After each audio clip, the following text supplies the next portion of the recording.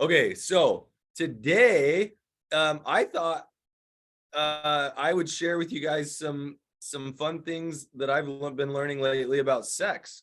And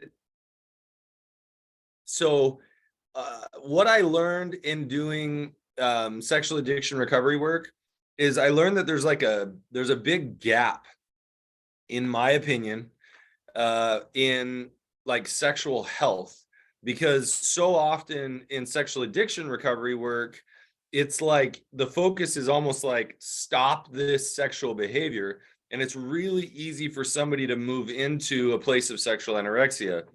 And so I started getting, and I guess we could probably add this to my bio sometime, but I started training for sex therapy. And so I'm actually in training as a sex therapist.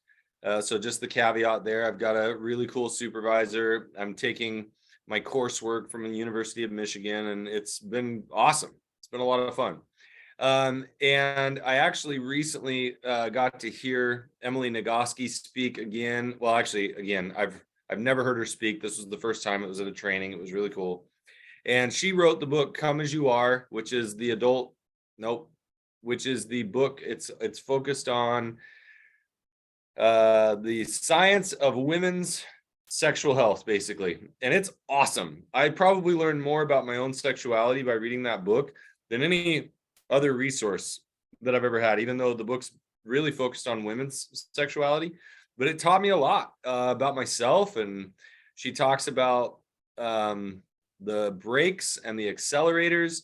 And one of the things that she talks about that I think is really interesting is that a lot of times when somebody doesn't have sexual desire, we focus on ways to amp up the accelerators. Like, okay, well, what can we do to put more accelerators? Like, how do we push on the gas pedal harder? And she actually says it's far more effective if we focus on what's pushing on the brakes, right? And so if you're in a relationship where you don't feel like you're being treated well, all right, that's going to be pushing on the brakes, right? Your sexual relationship is often, not always, but often a mirror of your emotional relationship. And so if you aren't being treated well emotionally, your sexual relationship isn't going to be flowing fluidly. It's not going to be going well, right? And so she would talk about, she shares this idea, like, what kind of sex is worth wanting. If your sexual desire is low, perhaps you're not enjoying sex that or you're not having sex that's worth wanting to you. And I guess I'll start off by saying this. I have people come in all the time and they're like, I feel like our sexual relationship shouldn't be this difficult. And I always laugh. No. Let me slow that down. I'm not like, but I chuckle inside, because when you really think about it, what are the things that we put our time and our energy and our effort into? Like, I know people who put more energy into their yard work than they do into their sexual relationship. And if your yard takes a lot of work, you've got to mow it, and you've got to fertilize it, and you've got to trim the bushes and pick the weeds and all of that stuff. There are literally people who put more time and energy into their yard work than they do into their sexual relationship. And I'm thinking, if the sexual relationship is really that important, why shouldn't it be that much work? Why shouldn't it be a lot of work? What is it that we have in our lives? Our careers, the movies we watch, raising our children. Why is it that we think it shouldn't be work? So I'll challenge the idea, raising our kids, exercising. Exercising is super healthy for us, and yet a lot of people don't do it, not consistently. And so if exercising is really good for us, but is a lot of work, why wouldn't our sexual relationship? So just throwing that out for a second. And then I'm going to move to, there's a quote Emily Nagoski has where she says, it is not dysfunctional to not want to have sex that you do not like. There's a lot of knots in there, but it's not dysfunctional to not want to have sex that you do not like. And then she shares a quote by a lady named Peggy Klein-Platz. And I think she's got a really good book that I've heard. I haven't read it yet. And Peggy says, sometimes low desire is the evidence of good judgment. And I love that quote. I have not talked to you about this since, I haven't talked to you about this. I'm like in my head going, Scott, tell me we haven't. But no, I haven't talked to you about this. And if you think about that for a second, if you have low desire, right? Like if I have low desire to eat a certain type of food, liver, I've eaten liver, it's gross to me, right? If my low desire is there, that would be evidence of good judgment, right? And so think about that for a second. Why would your sexual appetite be any different? If your desire is low, there's a good chance it's evidence of good judgment. So just to kind of throw that out, to have us be thinking a little bit about our sexual relationships. Now, what makes it difficult is that a lot of people in relationships, couples that are in a bad spot, they are not syncing well emotionally. They're not communicating well emotionally. And another quote that Emily says that I really like is, normal sex is people who want to be there, are free to leave with no unwanted consequences and no unwanted pain, and everyone turns to each other with a sense of kindness and compassion and even a sense of play.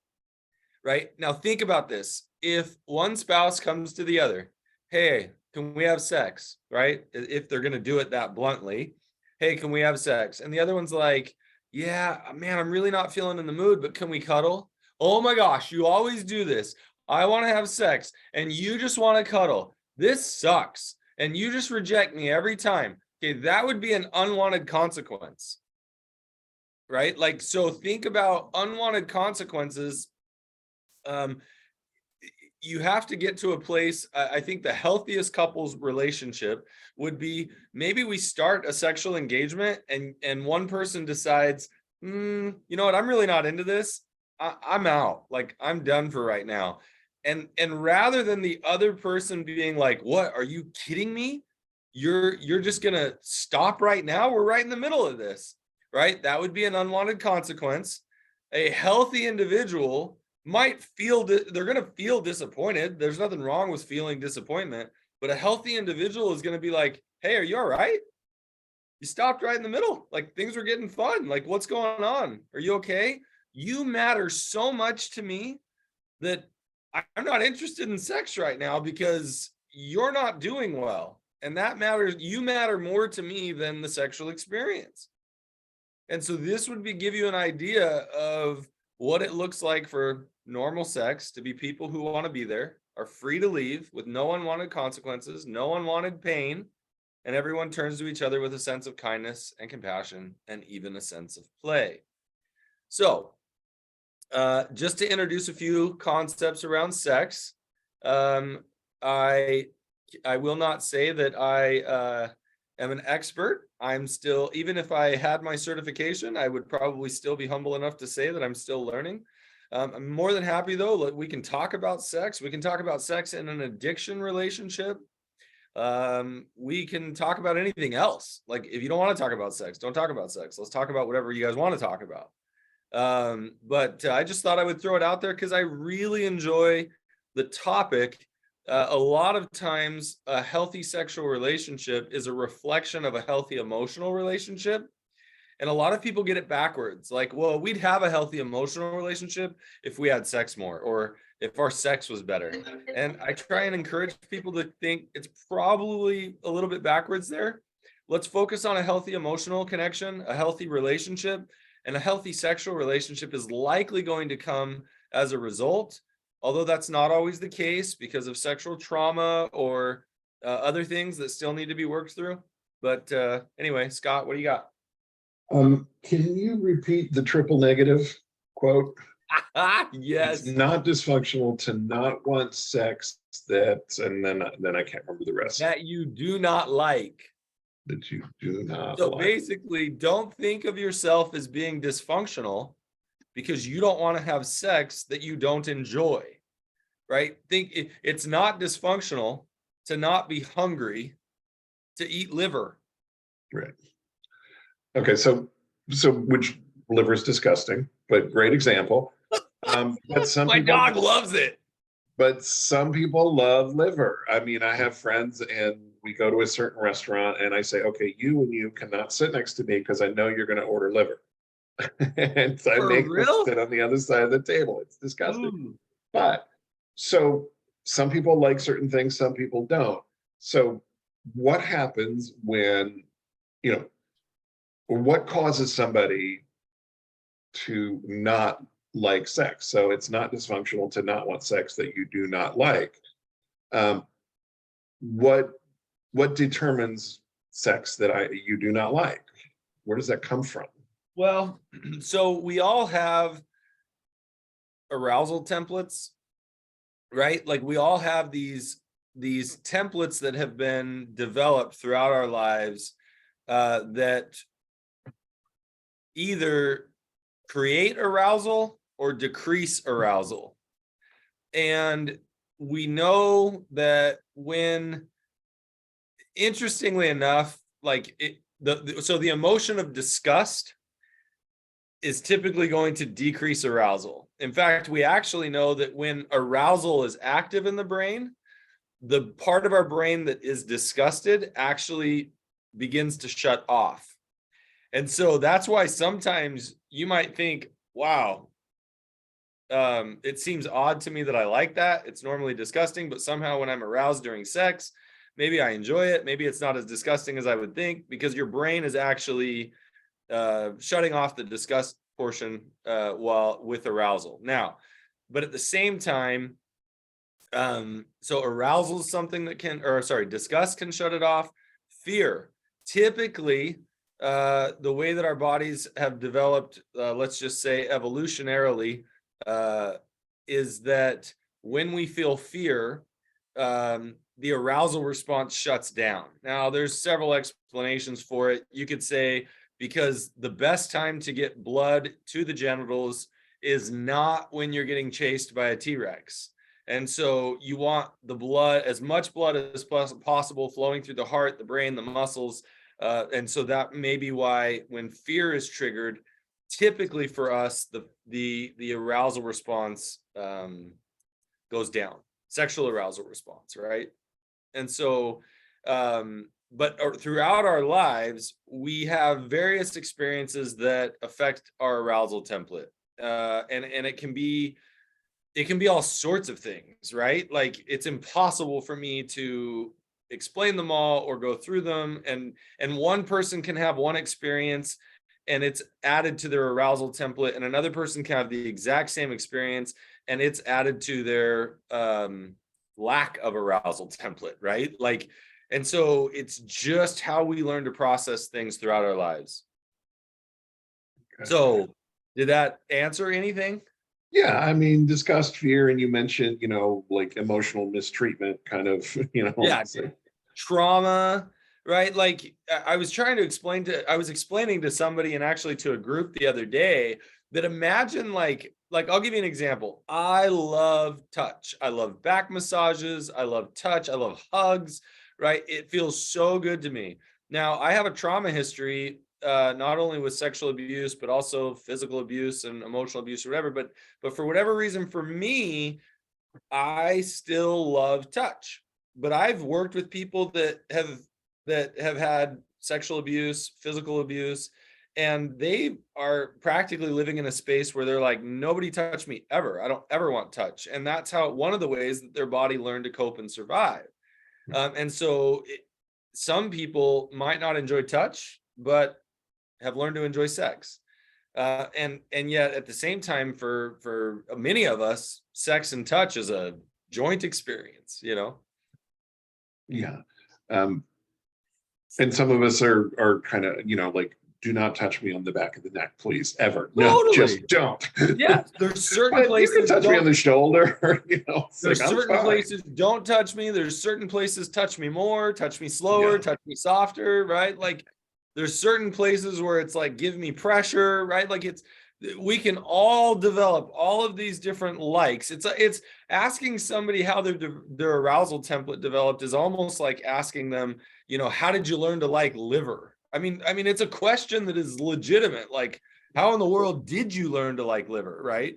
And what's your story there? But like, if it's bigger than liver, how did you learn your what's your food template, your taste buds, right? How did that develop? Well, cool, let's talk about it. But it's different for all of us. Yeah. I tell people how much I love licorice, and they're like, which kind? It's so funny how quick, and I'm like, both. I'm a huge fan of red licorice, but I enjoy black licorice a lot too. And people are like, ew, or like Calimente olives. What are those olives that are super sour with the orange pit in it, or the orange thing in it? You know what I'm talking about? Pimentos? No. Maybe that's it. I don't know. But they're sour, and I love them. Okay. Pickles. I love pickles. All right. Okay. But Well, but so let me ask you this question. There is a perception, let's get off of food. There's a perception that men are always up for sex and women are never up for sex, which we know is not true in either direction. absolutely. But are there some differences between men and women? I know, like you're quoting Emily Nagoski, who primarily writes about women, but as you said, you learned a lot about yourself through that. Well, yeah. So, I mean, there are so many similarities, but like the research shows that men tend to be more stimulated visually than women, for instance. And women tend to be more emotionally aroused, if that makes any sense. And so, again, why men would tend to gravitate more towards visual pornography, and women gravitate a little more towards literature pornography, right? And so, sure, there's differences, but even then, I've met plenty of men who enjoy reading erotic porn. Erotic literature. That's the word I wanted to use. Erotic literature. And so there it really, that's one of the things that I like about Emily Nagoski's work is she kind of just says, whatever you are, wherever you are, you're normal. So this idea that like, so when I grew up, for instance, me and my buddies weren't like, oh my gosh, check out the rack on that girl, right? I don't mean to be vulgar, but like that would be like a very teenage thing to say. And me and my friends just weren't like that. But that doesn't mean that I don't admire breasts, if that makes any sense, right? Like, and so it's just a matter of understanding how our different preferences are, evolving. But now I feel like I'm going off on a tangent again. Okay, so I want to go back to the brakes and the accelerators and the, do you want to have sex? No, let's cuddle. Because I think men probably like to we just want to stomp on the accelerator 9 times out of 10. Whereas I think it's really good advice. It's like, what's pushing on the brakes? Yeah, and I'll tell you, anxiety pushes on the brakes, pressure pushes on the brakes. So if I go, I mean, conceptually, if I go to my partner and they feel pressured, that's going to push on their brakes typically. And so I've encouraged a lot of my couples I want you to initiate something nice physically for your partner. For instance, I want to give you a back massage, or I would like to rub your feet, or can I massage your hands, right? Like whatever level it is for your partner, initiate some type of physical touch. Can we cuddle? But no sex as a result. I encourage people, set up scenarios where you take away the link between this behavior and sex being the result. Because anytime, if we have the association that a back massage is going to lead into sex, then a back massage now feels pressure. It feels like you're not just going to give me a back massage, you're going to try to seduce me, which might be fine for a lot of couples. I'll take a back massage, and if you seduce me, great, right? Nothing wrong with that. But try to explore with each other. What are the things that put on the brakes? Some people, it's when you come home from work and you seem distracted, and you're busy on your phone. That puts on my brakes, but if you come home, you show me, hey, I've turned my phone off, I've put it away. Tell me about your day. Talk to me about how things are going. How was your day at work? How was your day? And we connect with each other. Then those are potentially accelerators. Yeah. I mean, I love taking the sex out of the equation sometimes. It's one of the things that I mostly work with addicts, and I'll tell them, when they're wanting to reinitiate some kind of physical intimacy, and they'll say it doesn't have to be sex. I just want my wife to let me hold her hand. And one of my suggestions is, just say, I'd really like to hold your hand, but nothing else. No, sex is not on the table, no kissing. Let's just see if we can hold hands. I'd really like to do that because I want to feel connected to you. And take sex out of the equation. It takes the pressure off. And eventually, what happens to me, good sex is an expression of intimacy that already exists. Absolutely. Like emotional intimacy. If I'm not emotionally intimate with you, we can probably have good sex, but it's not going to be great sex because it's missing that component. Now, this doesn't mean great sex has to always be like missionary position, looking each other in the eye. Oh, I love you. It can be a quickie on the way out the door because you got 3 minutes before you got to leave. Totally. If the intimacy is already, the emotional intimacy. Correct. And we know that the intimacy is already there, then sex doesn't have to have the pressure of being something more than a quickie. Totally. Yeah, and this is what happens after infidelity, whether with or without addiction, is that emotional intimacy really gets called into question. And then we start to feel fear and trauma and unsafe, so yeah, okay, let's jump into the Q&A. So cool topic though. We should revisit this again, other aspects of this. It's totally a fun one. Okay, first time to this drop-in session, welcome. 6 months into recovery, recently educated myself briefly on the concepts of codependency. How does Prodependence address issues of codependency? Well, Prodependence, it was developed by Rob Weiss to address the issues of codependency. Like when you look at the heart of what Pia Melanie Beatty, what they were trying to get after around codependency was to essentially teach people that you don't have to be enmeshed in a relationship to have worth and to have value, and that you can have a healthy separateness from another person. But unfortunately, over the years, it would have really kind of appeared that like the concept is you're just as sick, you're just as broken as the person who you are in a relationship with who has an addiction.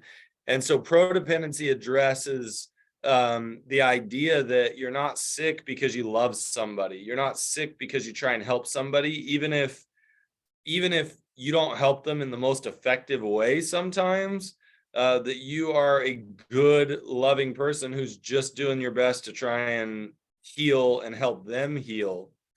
And so there are a lot of concepts of codependency that are really good, but you want to get rid of the concepts that can be very shaming or pathologizing to a loving, attachment-based relationship. Sometimes people would do the codependency work and it was almost like, oh, awesome, now I don't need anybody.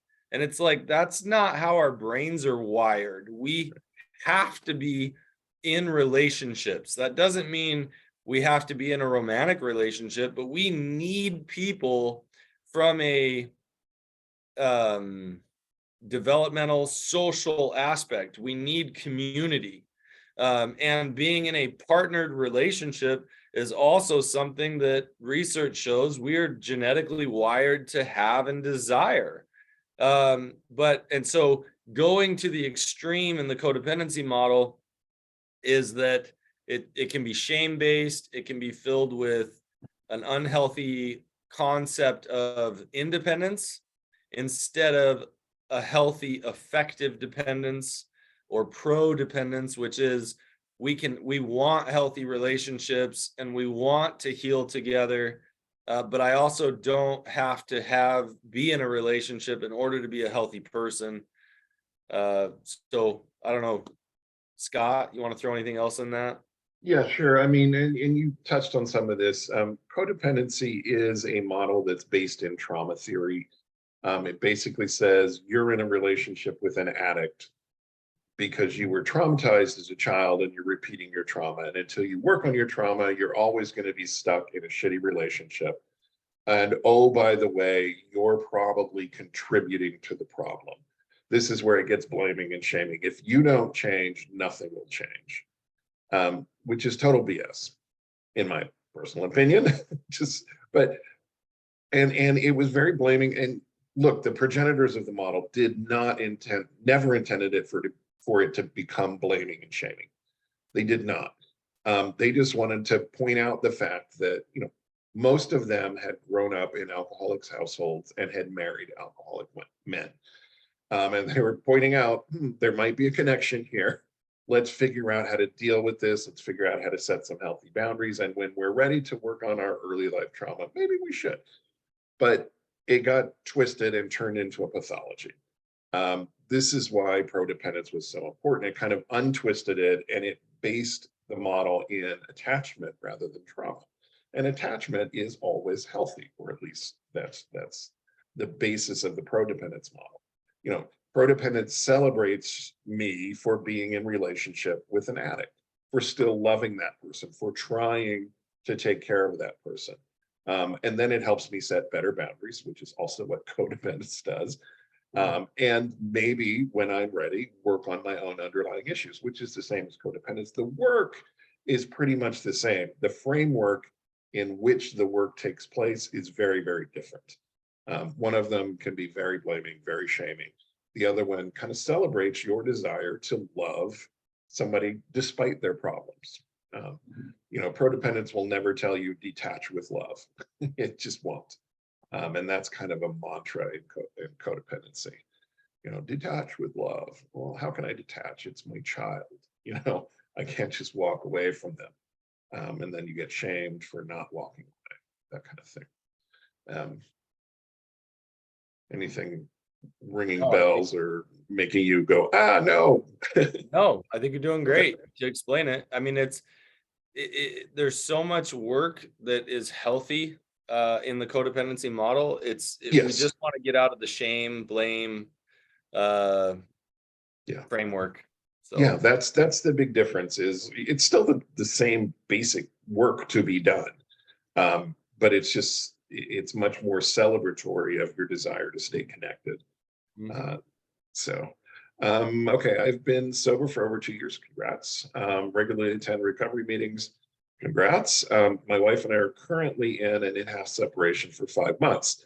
Can you help me understand the attachment bid when my wife tells me that I continue to choose my parents over her? My addict brain wants to explain to her the ways that I have not chosen them over her. For instance, I have seen them 3 times in 2 years. As how I act with my parents causes issues for my marriage. Do you have thoughts on how I can respond to her? She says that she has already told me what I need to do in order to choose her, and she shouldn't have to teach me this. I don't remember the specifics she needs now, as she has explained to me how I have not chosen my parents, or how I have not chosen my parents. I've tried to make amends for my past mistakes. So this is somebody who's being accused of parental enmeshment, Yeah. who it sounds like doesn't particularly think he is enmeshed.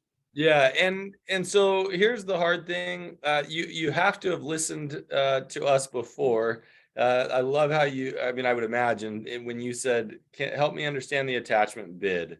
And Yeah. so let's just sit with the attachment bid for just a moment. If your wife is telling you that you have not chosen her over your parents, the attachment bid is she's saying, I want to feel chosen. I want to feel like you choose me over anything else, over your addiction, over your parents, over your work, over your, right? Most likely the attachment bid is she wants to feel like she is your number one. And that's a beautiful thing. Um, I think you would be, so I would explore. I hear you saying, let's see, you asked, she says that she has already told me how to respond. She says that she's already told me.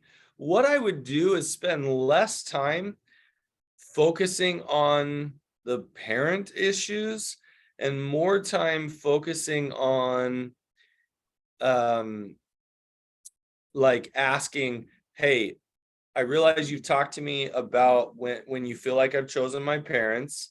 If it's possible, when you feel like I'm choosing my parents over you, if you could remind me, and because I want to gain a better understanding of your perspective. But can you also let me know anytime you feel like I'm choosing anything else over you? When else do you feel like I am choosing something else over you?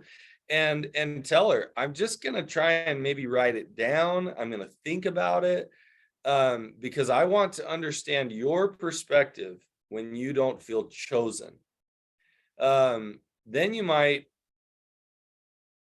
ask, can I go through the history of times where you feel like I've chosen them over you so that I can better understand the history? Can I, and then I'm going to try to own it.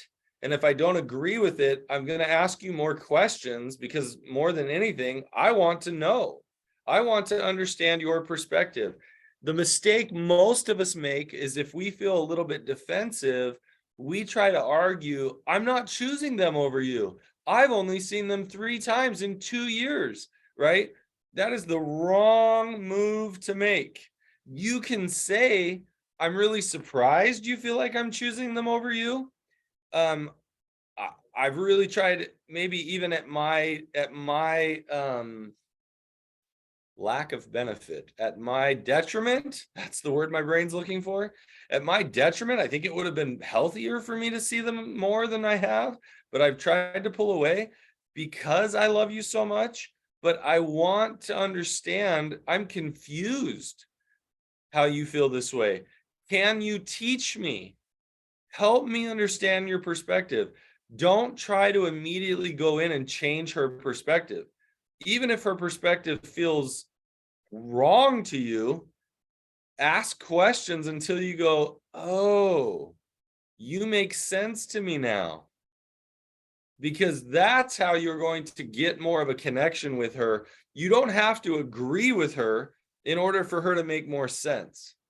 You just have to understand her. And so I would spend more time really trying to understand. But if there's a lot of wounding around you choosing your parents, you might want to say, hey, I want a better history. Let's start from when we first started dating or the first time I met your parents. Like, help me understand any time you can think of where you felt like I chose them over you. Because I just really want to understand your pain from a big picture perspective. But then don't try to argue or tell her why her reality shouldn't be the way it is. You're gonna drown yourself there. Yeah.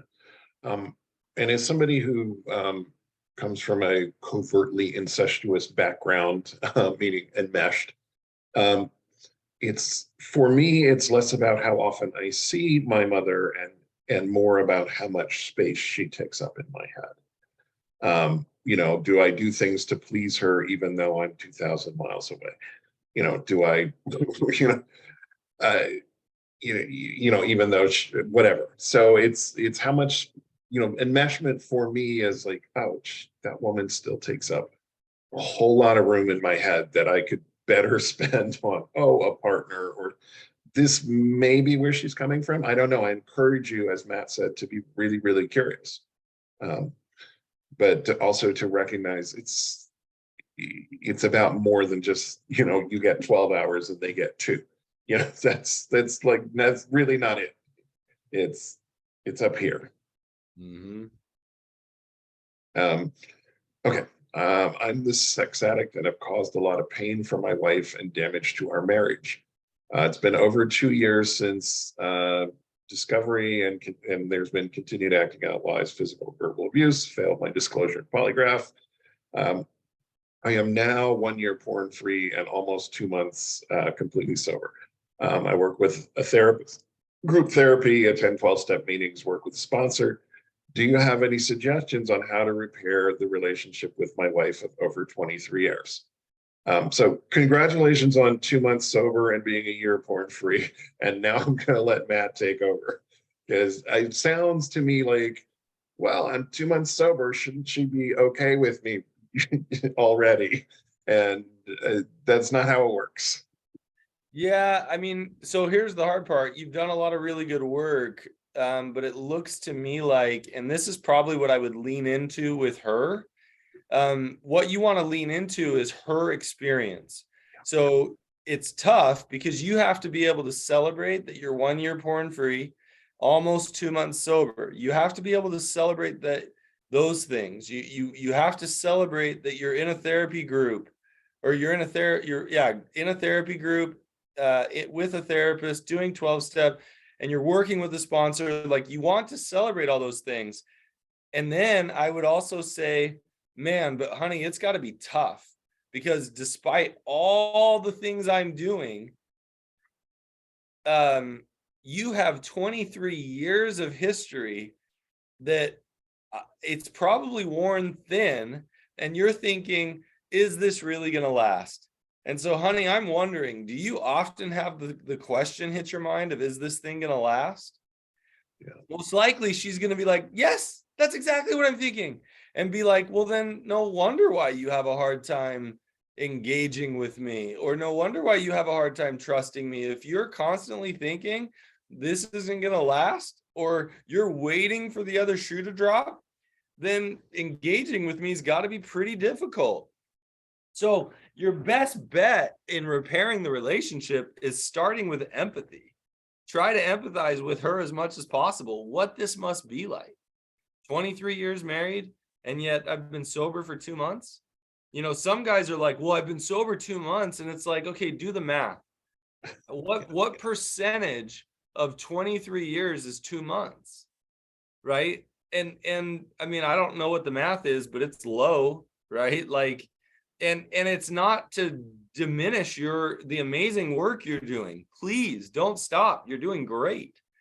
But if you want to repair better with your relationship, honestly, focus on empathy and what it must be like for her, without diminishing yourself, without diminishing the work you're doing. And I would, and somebody in your position, that's where I would say, for right now, just stay there, stay empathetic. And remember, the qualities of empathy are perspective taking. Take her perspective. What must this be like for her? Whether you agree with her perspective or not, you can take her perspective. The second quality, or another quality of empathy, is staying out of judgment. Don't make judgments about how she should feel, or how you should feel, or what anybody should think. Just, hey, I wonder if this is what you think. Oh, well, tell me more about why you think or feel this way, right? Stay out of judgment. The third thing is recognize the emotion. Honey, does this bring up sadness for you? And the fourth thing is communicate the emotion. So I'm wondering, I'm telling you I'm 2 months sober. Is there any part of you that just doesn't believe me, that thinks I'm lying to you? And if she's like, oh, I totally think you're lying, be like, yeah, I don't blame you. I'd probably think I was lying too. I wonder what it's going to take for you to, I wonder if it's an amount of time. Is going half a year, is going a year, is that somehow going to do it? Passing a polygraph, do you think that might help? Right? Like, I wonder, you're not asking for permission on what you should be doing in your recovery. You're just exploring the idea of, I wonder what it takes to have trust finally be rebuilt. Yeah. And then uh sitting in that emotional space where you recognize that this must be hard, and I'm glad you're sticking around. It must be hard to, after 23 years, try and figure out how to trust for the first time, especially when I've broken it multiple times in many ways. Yeah. After a botched disclosure, is it wise to try again? And is there a time frame, or is it more about where the couple is in I their don't know. relationship? I don't know that I would put a time frame on it. I would actually go to my partner and ask them, "Hey, I've been thinking a lot about disclosure. I've been working on it. I realize you might not want to, but I need you to know that I think I'm ready and willing. Why don't you let me know when you're ready?" And I think that can be super helpful. Yeah. Um, I think asking the question, would you like me to also take an additional polygraph, right? Like, and so you're kind of, instead of telling your partner what to do, you're going in and saying, I need you to know where I'm at and what I'm open for, what I'm ready for. You know, if you'd like any of these things, I'm totally willing. Let's go ahead. You know, I'm ready to move forward when you give me the go ahead. Excellent. Thank you. Okay, this is a follow-up to our codependent question earlier. Regarding detachment, how does the idea of staying on your side of the street speak to the prodependency model? To an extent, I really resonate with the idea of being responsible for our own happiness and recovery, while also being able to create, sustain healthy boundaries that don't ignore the trauma/addiction. Healthy boundaries, lovely. Yeah. So early on in recovery, what we have seen is that there's too many people who are too enmeshed. Couples come in and oftentimes, well, I can't be happy unless you're sober, and I can't be sober unless whatever, right? And so we often early on in recovery kind of like push somebody like, hey, you need to focus on you. You need to focus on getting yourself healthy. And I actually believe there's a blend that can happen. You can do some couples work early in recovery, saying, here's how we're working on the couple. Here's how we're working on this individual. Here's how we're working on that individual. And so the idea of staying on your side of the street is, I don't know that that's detachment. Staying on your side of the street is recognizing, what are you accountable for and what am I accountable for? And I can't be accountable if you for you doing your workbooks, right? My workbooks are my workbooks, your workbooks are your workbooks, for instance. You know, I can't tell you, hey, you need to work on your workbook. That's a stay on your side of the street. Now, I could say, hey, I'm curious how often you've been working on your workbooks lately. You used to do it more. I haven't seen it lately. That makes me a little nervous. Well, now I'm just saying, I'm seeing some data. I'm not telling you to work on your workbooks. I'm just asking questions. And if if you say to me, I haven't worked on them as much, I've been working on this instead, or I haven't worked on them as much, I really should get back to it. That probably would be healthier for my recovery, or I've been thinking about that lately, right? Let's have an honest conversation about it. But staying on my side of the street is, I'm not telling you what to do for your recovery. If you say to your spouse, you need to go back to your therapist and learn how to be nice, it's like, that's you getting on their side of the street. But if you say, hey, I've been struggling a little bit lately, it feels like you've said some things that feel pretty mean, and I'm wondering if you've noticed the same thing. And if they're like, you know what, I have been a little bit short, I haven't been as nice to you as much lately. Okay, what do we need to do to change that? Because I'm having a hard time staying close to you when you're mean. Okay, so again, we're having a conversation about how your behavior is affecting me, not about having a conversation about how you need to change your behavior so that I feel better. Yeah.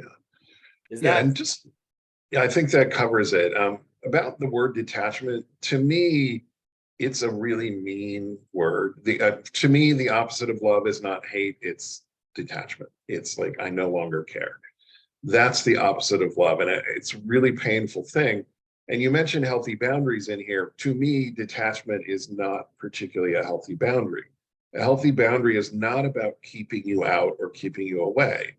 It's about letting you in safely. And your healthy boundary is not about keeping me away. It's about letting me in safely.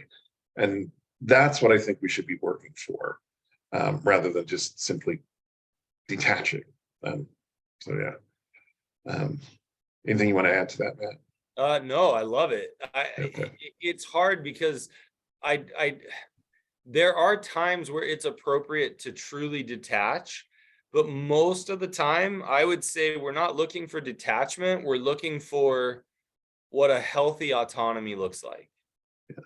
And so that's the difficult part. Like, we want to develop healthy autonomy while we maintain a healthy attachment or learn to develop a healthy attachment. The idea of detachment to get healthy is not usually something that has to occur. Right. Occasionally it does. Yeah, and yeah, there's always exceptions to the rules or whatever. Next one, can attraction be non-sexual for a man? Interesting.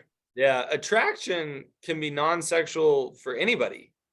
And I mean, like, I'll try and give you an example. Like, um, I'll tell you guys this, like, this may sound a little funny.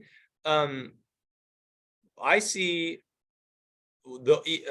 okay, so me personally, I'll use this as an example.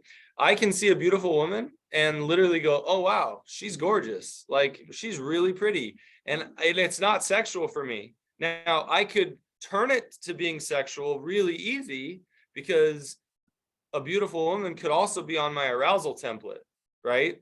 And oftentimes, if I notice that my thought is going sexual, it causes me to go, what's going on for me right now? I'm not usually sexualizing somebody when I'm looking at them and I notice that they're beautiful, right?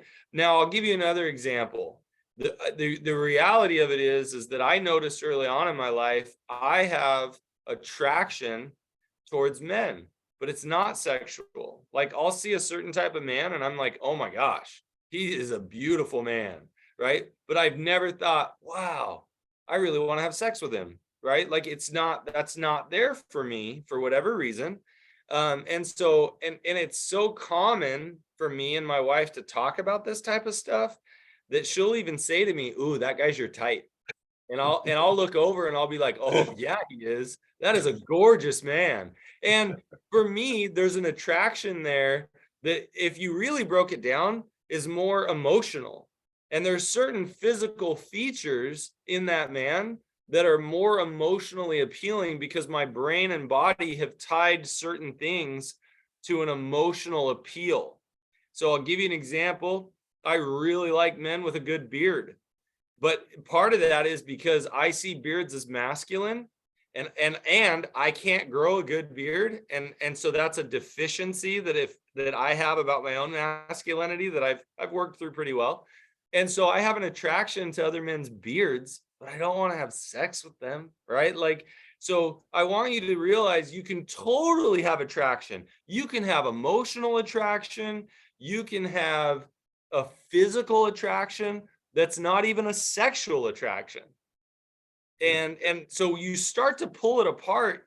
You can have all sorts of attraction that's not sexual. In fact, I think it's really healthy for somebody, for instance, who has a sexual compulsivity, to start to realize, I have attraction to that woman, but I'm not sexualizing her. It's a beautiful thing to learn how to do. Or I have an attraction to that man without sexualizing him. It's a beautiful thing to learn how to do. Yeah. Um, okay. This one's not really a question, but I think it's worth discussion. I'm the Oh, wife. most totally. He has abused me verbally. He's broken all my boundaries. He bullies me. He's never committed to check-ins. I'm tired and exhausted and fed up. Yeah, so I think this is the one from that we've been together for 23 years. Is it? And so I think No, it's a continuation of that one. no, I don't think so. No, Okay. I think it's a different person. Okay. Or it could So be though. I mean, this is not exclusive. or it's the one that says I've been Oh, it so is. The follow-up says yes. This is a follow-up to that one. okay.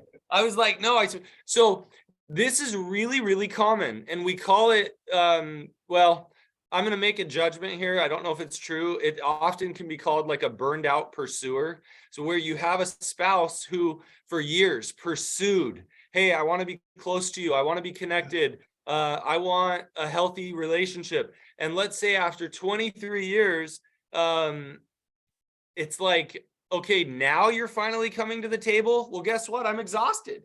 I'm not even interested. And usually in this case, I will encourage, in this case, a wife. I'll encourage the wife, like, hey, do your best to hang in there and do your best to re-engage however you know how. But sometimes in this case, if you've got 2 months of sobriety, sometimes a wife in this situation is just sitting there waiting, saying, show me, show me. And it feels really uncomfortable for him because he's like, well, how long do I have to show you?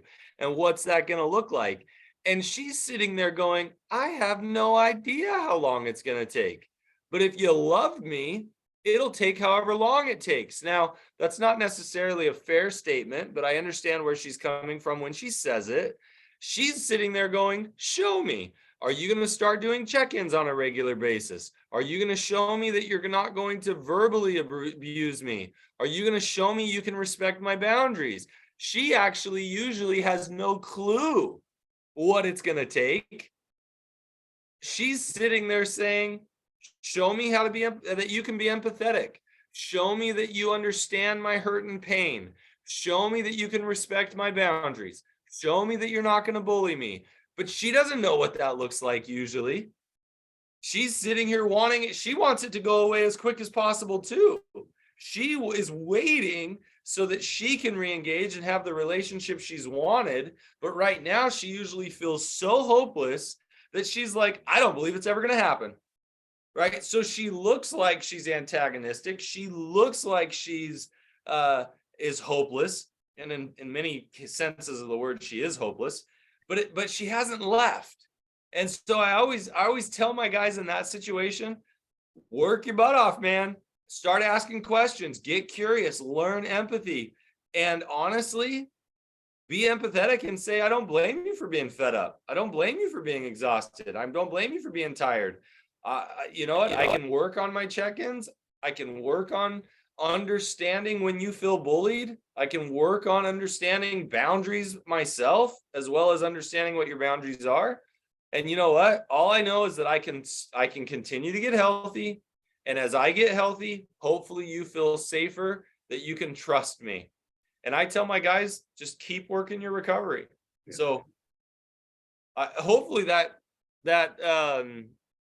validates her a bit, because she's not in an easy position either. It's not like she's like, you know what I really like? I like being miserable in a relationship. I like being fed up and burned out. I like being exhausted. No, what does she want?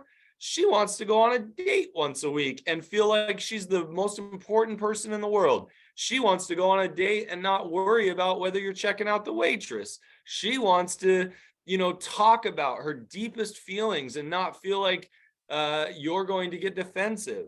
She wants a healthy sexual relationship. But I mean, I'm assuming all of these things, right? But this is what I see all the time. She wants this as much as you do, but she's been wanting it for 23 years. You usually have been wanting it for 23 as well, but you've had too much garbage in the way to know how to do it. Yeah. So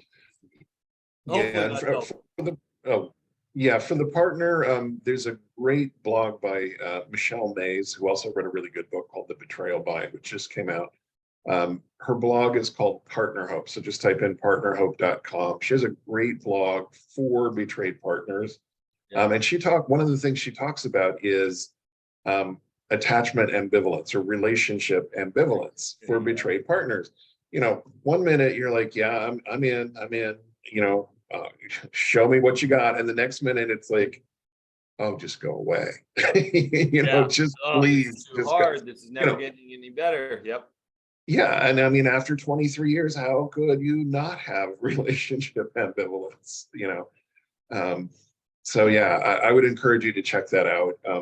We have one question left, and it's a big one. So I think we'll save it for 2 weeks from now, Matt. Sure, we can do that. Okay, so this last question that didn't get answered, I promise we will answer it. We'll answer it right out of the gate in our next session. We'll do it first in a couple of weeks. So today's the 12th. So you're here on the 26th, and then the first session in June, and then we're going to do the second session in June on the 30th instead of the 23rd. Yep. Okay, so I will I'll make a change to our calendar. Everybody, thank you for being here. Matt, thank you as always for your time and expertise. And we'll see you in 2 weeks, everybody. See you in a couple of weeks. Good job, guys.